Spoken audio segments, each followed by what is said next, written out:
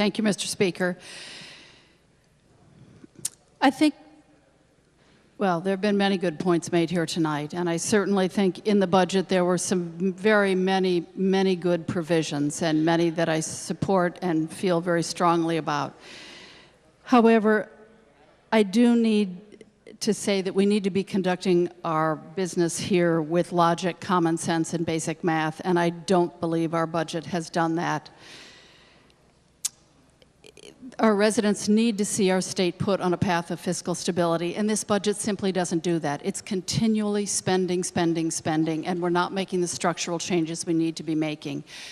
In the budget of 2017, we all had the wisdom to support the Fiscal Stability and Economic Growth Commission in budget and in statute. It was a 14-member panel, brilliant group of people, bipartisan group of people from across the state, and they put forward recommendations to exactly do what the title said, to fiscally stabilize and economically grow our state. And I had them down to the district I represent a number of times, and they presented to a very broad group of people, number of Democrats, number of Republicans, lots of unaffiliated. Everybody loved it. There was something, everybody could find a little something they didn't like, and many people found something they loved. One of the provisions in this budget was that the governor, quite simply, the governor and legislature need to achieve a reduction in the general fund expenses and deficits by at least $1 billion per year in the next 2 years on a sustainable basis and not through budget gimmicks.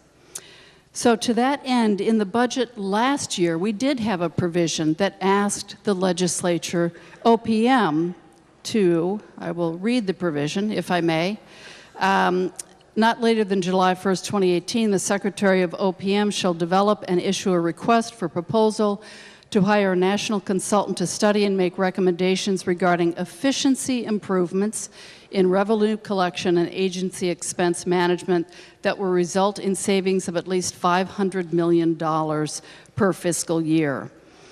So such recommendations shall not adversely impact program quality or social services in any way.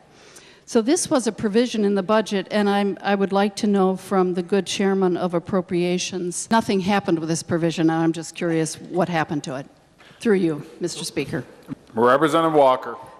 Thank you, Mr. Speaker, and I thank the gentlelady for that question. Yes, there was that request, but it is not in the budget. I think maybe part of that will come, maybe it will evolve with this new administration, but I think this new administration didn't pick up that request. Through you, Mr. Speaker. Representative Wood. Well, I think that's too bad. I think we do need to be looking at what we need to cut and creating efficiencies. We're not doing a very good job of that. All we're doing is increasing spending. People across the state are fed up, absolutely fed up, across the political spectrum. I do have an amendment. It is LCO 10633.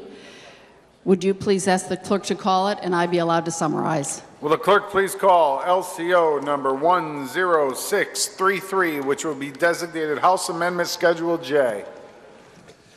House Amendment Schedule J, LCO number 10633, offered by Representative Claridis, Representative Candelora et al. Representative seeks leave of the chamber to summarize the amendment. Is there objection to summarization? Is there objection to summarization? Seeing none, Representative Wood, you have the floor, madam. Thank you. What this amendment does is it would require $1 million to be appropriated from the Office of Policy and Management to look at paying a consultant hired pursuant to Section 57 of the budget of 2018 to study and make recommendations regarding improvements in revenue collection and agency expense management.